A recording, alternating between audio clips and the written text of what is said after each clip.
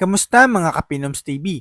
Ngayong araw, aalamin natin kung alin sa 12 Chinese zodiac signs ang pinakaswerte at ang pinakahamunin ng taong 2026.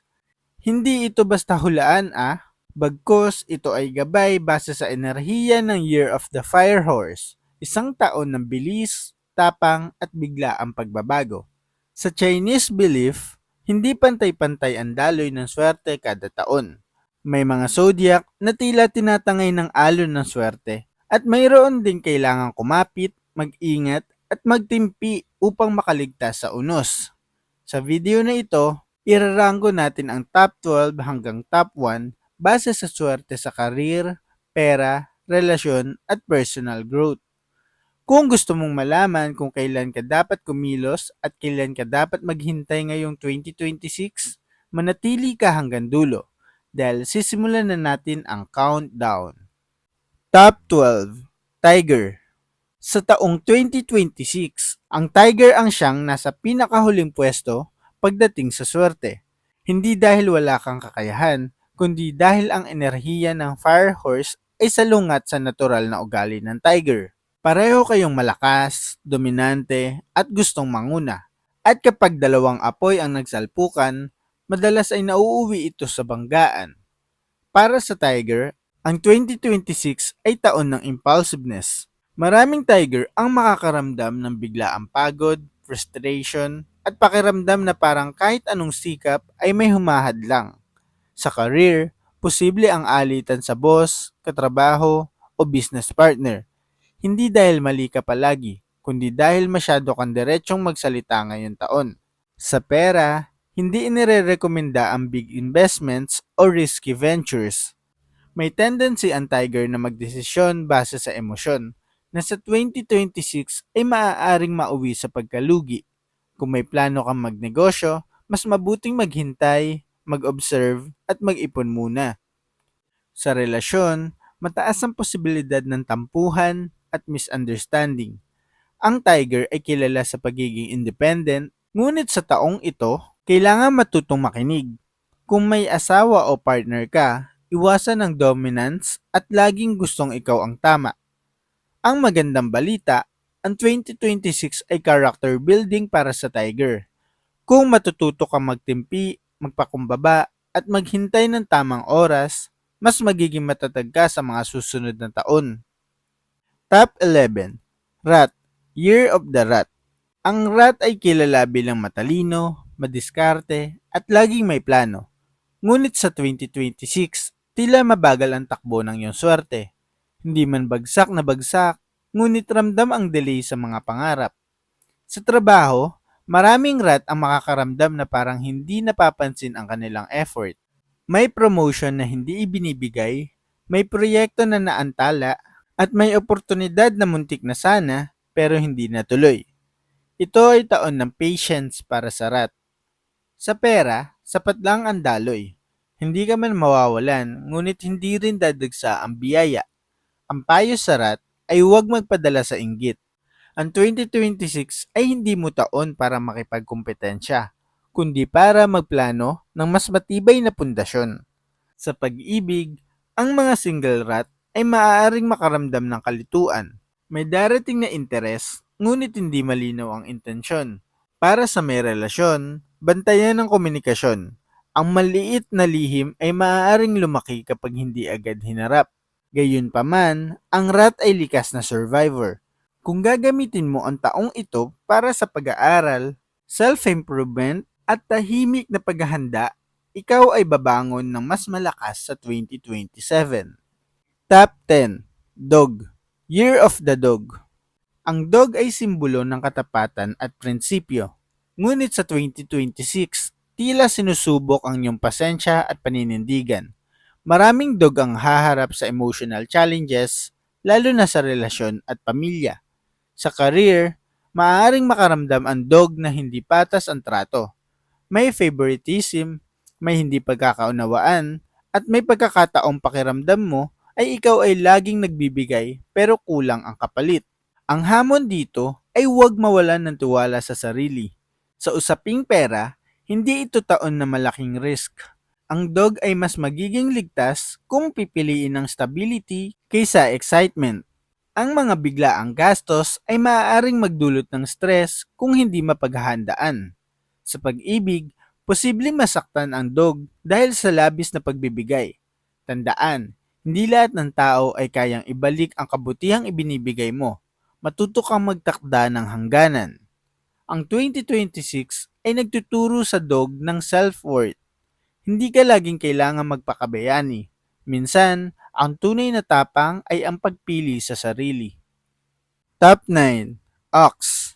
Year of the Ox. Ang ox ay masipag, matyaga, at tahimik na lumalaban.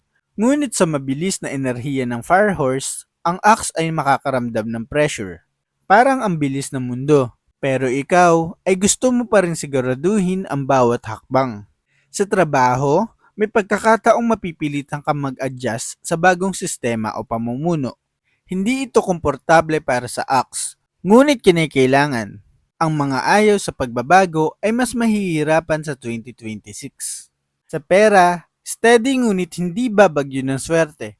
Kung marunong ka mag-budget, magiging mas maayos ang taon. Ngunit kung pipilitin mong sumabay sa trend o uso, posibleng maubos ang ipon. Sa relasyon, ang ox ay kailangan maging mas expressive. Ang katahimikan mo ay maaaring ma-misinterpret bilang kawalan ng pakialam. Sa taong ito, mas mahalaga ang komunikasyon kaysa sipag. Ang magandang dulot ng 2026 sa Ox ay inner strength. Mas makikilala mo ang sarili mo at ang tunay mong kakayahan. Top 8. Snake. Year of the Snake. Ang snake ay matalino, intuitive, at mapanuri. Sa 2026, may halo ang kapalaran mo. May pagkakataon ngunit may kapalit na pag-iingat. Sa career, may mga opportunity na lilitaw, lalo na kung ikaw ay nasa creative o strategic field. Ngunit wag basta magtiwala. May posibilidad ng panlilinlang o maling impormasyon. Sa taong ito, ang snake ay kailangang umasa sa instinct. Sa pera, pwedeng tumaas ang kita, ngunit may risk ng biglaang gastos. Ang sikreto ay huwag ipagsabi ang lahat ng plano. Mas tahimik, mas ligtas. Sa pag-ibig, ang snake ay maaaring maging mas misteryoso kaysa dati. May lalapit, ngunit hindi lahat ay totoo ang intensyon. Para sa may relasyon, iwasan ng selos at overthinking. Ang 2026 ay taon ng discernment para sa snake. Hindi lahat ng kumikinang ay ginto. Top 7. Goat, Sheep, Year of the Goat. Ang goat ay emotional, malikhain, at mapagmahal. Sa 2026, makakaranas ka ng emotional ups and downs, ngunit hindi ito negatibo. Ito ay bahagi ng iyong growth. Sa career, ang goat ay maaaring makaramdam ng pagod o kawalan ng direksyon. Ngunit sa likod nito, may panibagong calling na unti-unting lilitaw. Huwag matakot magbago ng landas kung kinikailangan. Sa pera, maging maingat sa paggastos para sa ibang tao. Ang pagiging generous mo ay maaaring maabuso. Matutong unahin ang sariling pangangailangan. Sa pag-ibig, ito ay taon ng healing. May mga goat na maghihilom mula sa lumang sugat. May posibilidad ng bagong simula, ngunit dahan-dahan lang. Ang 2026 ay nagtuturo sa goat ng emotional maturity na hindi lahat ng nararamdaman ay kailangang sundin. Top 6. Rooster. Year of the Rooster. At sa ika-6 na pwesto, narito ang rooster, isang zodiac na unti-unting umaangat ang swerte habang papalapit ang kalagitnaan ng 2026. Sa trabaho, makikilala ang sipag at dedikasyon mo. May mga pagsubok sa simula ng taon, ngunit sa bandang huli, makakamit mo ang respeto ng mga taong dati nagdududa sa iyo. Sa pera, dahan-dahang gaganda ang daloy. Hindi man biglaan, pero siguradong stable. Ang mga rooster na marunong magplano ay makakakita ng bunga sa huling bahagi ng taon. Sa relasyon, mas magiging malinaw kung sino ang tunay na kakampi mo. May mga taong mawawala, ngunit may mga mas mahalagang mananatili. Ang rooster sa 2026 ay nasa transition phase, mula sa pagod, papunta sa pag-angat. Top 5. Pig. Year of the Pig. Sa taong 2026, ang pig ay papasok sa isang yugto ng unti-unting pag-angat. Hindi man ito ang pinakabagyo na swerte, pero ramdam ang ginhawa kumpara sa mga nakaraang taon. Ang Firehorse ay nagbibigay ng lakas at momentum sa pig, lalo na sa aspeto ng personal growth at emotional stability. Sa career, maraming pig ang makakaramdam na mas malinaw na ang direksyon ng kanilang buhay. Kung dati ay pakiramdam mo ay paikot-ikot ka lang, sa 2026 ay unti-unti mong makikita kung saan ka talaga dapat patungo. May mga oportunidad na darating sa pamamagitan ng kakilala o rekomendasyon, kaya mahalagang panatiliin ang mabuting relasyon sa paligid. Sa usaping pera, hindi biglaan ang yaman pero tuloy-tuloy ang pagpasok. Ang pig ay maswerte kung pipiliin ng long-term plans kaysa instant gratification. Ang mga pig na marunong mag-ipon at umiwas sa luho ay makakaramdam ng financial relief sa kalagitnaan ng taon. Sa usapan ng pag-ibig, mas kalmado ang takbo. Para sa mga single, may possibility ng seryosong relasyon na magsisimula sa pagkakaibigan. Para sa mga may partner, mas lalalim ang koneksyon basta may bukas na komunikasyon. Ang 2026 ay taon ng emotional safety para sa pig. Hindi man agad-agaran, pero payapa at totoo. Top 4. Rabbit. Year of the Rabbit. Nasa ika-4 na pwesto ang Rabbit at masasabi nating isa ito sa pinaka-stable na zodiac ngayong 2026. Ang Firehorse ay nagbibigay sa Rabbit ng lakas ng loob na dati kulang, ang tapang para ipaglaban ang sarili. Sa career, lalabas ang galing ng Rabbit sa diplomacy at creativity. Kung ikaw ay nasa larangan ng communications, arts, teaching, o serbisyo, mapapansin ang pag-angat ng iyong reputasyon. May mga Rabbit na makakakuha ng promotion o mas magandang trabaho, hindi lang dahil sa agresibong paghabol, kundi dahil sa consistency at magandang attitude. Sa pera, balanse ang daloy. Hindi ka man mananalo sa loto, pero hindi ka rin kakapusin. Ang swerte mo ay nasa tamang desisyon. Alam mo kung kailan ka gagastos at kung kailan ka hihinto. Ang Firehorse ay nagtuturo sa Rabbit na mas maging decisive at dito nagmumula ang financial improvement. Sa relasyon, isa ito sa pinakamagandang taon ng Rabbit. May healing, may closure, at may bagong simula. Ang mga sugat ng nakaraan ay unti-unting mawawala at mapapalitan ng mas mature na pagmamahal. Ang 2026 ay taon ng inner peace para sa Rabbit. Top 3. Monkey. Year of the Monkey. At narito na tayo sa top 3 at pasok na pasok dito ang Monkey. Ang talino, liksi at diskarte ng Monkey ay swak na swak sa mabilis at mainit na enerhiya ng Firehorse. Sa karir at negosyo, ito ang taon kung kailan pwedeng bumugso ang tagumpay ng Monkey. May mga bagong ideya, bagong koneksyon, at bagong oportunidad na darating. Minsan biglaan, minsan hindi inaasahan. Kung may plano kang magnegosyo, mag-shift ng career, o mag-launch ng project, ang 2026 ay napakagandang timing para sa Monkey. Sa pera, mataas ang potensyal ng malaking kita, lalo na kung marunong kang magbasa ng pagkakataon. Ngunit may babala, huwag maging sobrang kumpiyansa. Ang Monkey ay madaling madala ng excitement, kaya mahalagang mag-set ng limit at mag-save.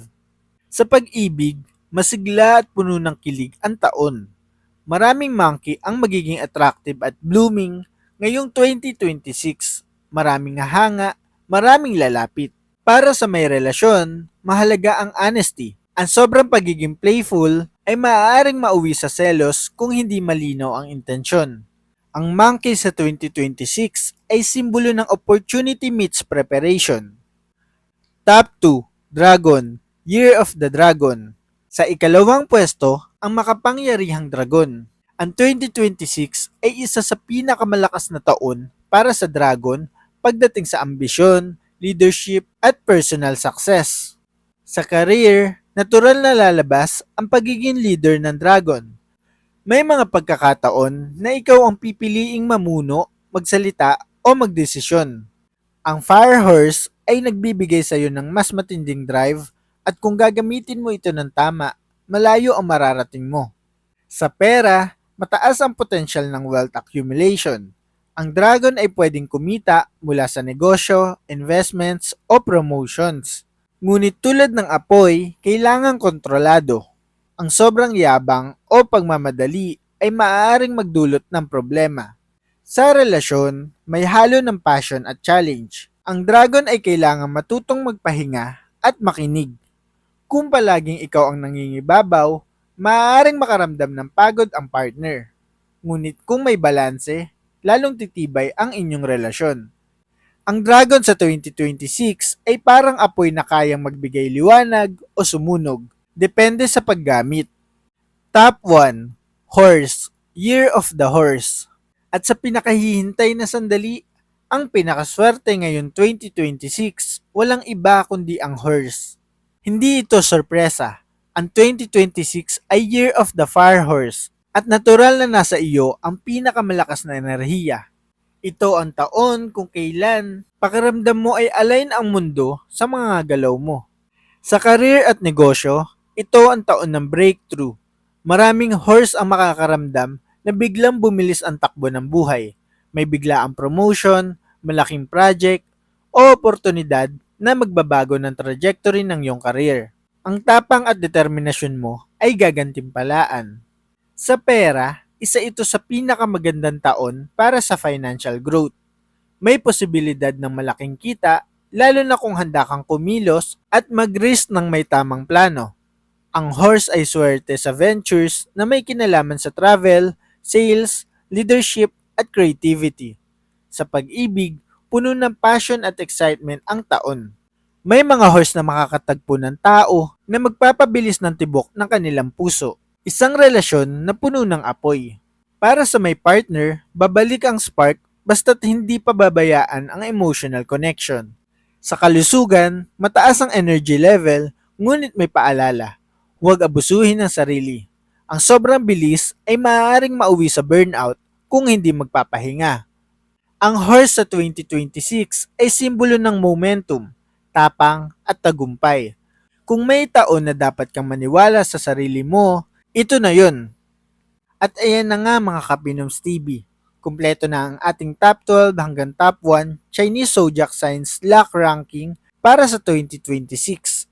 Tandaan, ang swerte ay hindi gantimpalang ibinibigay sa iilan, kundi panahong kailangang intindihin. Kapag alam mo kung kailan ka aatras at kailan ka susugod, mas nagiging matalino ang bawat desisyon mo.